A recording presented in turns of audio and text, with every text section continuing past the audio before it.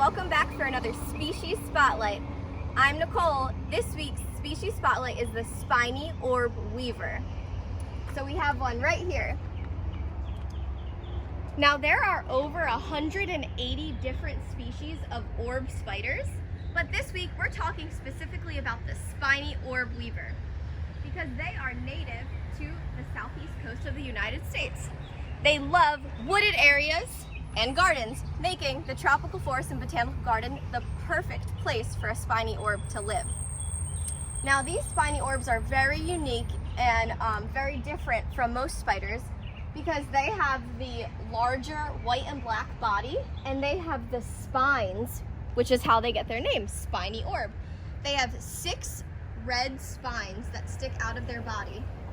Now this is great for predators because if something tries to eat the spiny orb, if it bites on it, it gets poked with one of those spines. So that is a great adaptation that these spiny orbs have. Now I'm in the nursery of the botanical garden, which is a great place to have all of these spiders. We have several throughout this nursery area. And the reason it's so good is because these spiny orbs eat insect pests. So that's a good thing. They help with our population control of the pests and it helps our ecosystem. So when we see spiny orbs in the nursery, we know it's a good thing. They're helping our plants thrive and survive.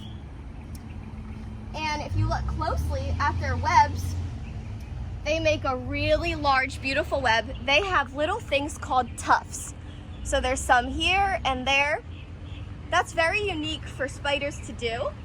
The tufts are little balls of silk in their web that help for birds and other things not to destroy their web. So the tufts act as almost a warning, like, hey, I have a web here. Don't destroy my web, don't fly into it. So that's something unique that the spiny orbs do. Now, spiny orbs, they don't have a very long life, actually.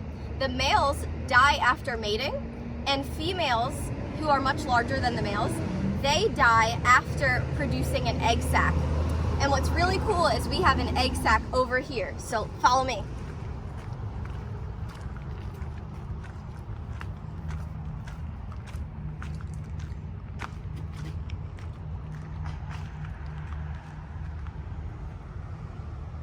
Right here on this plumeria plant, here it is. So it's on the underside of a plumeria leaf.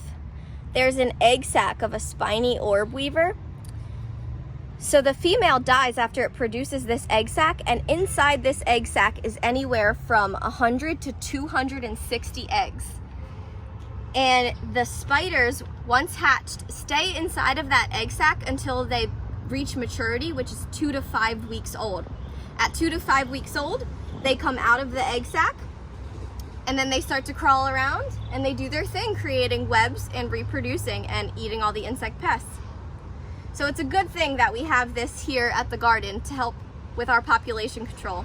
So spiny orbs are good guys. They're harmless to us. Thanks for joining me this week for this Species Spotlight.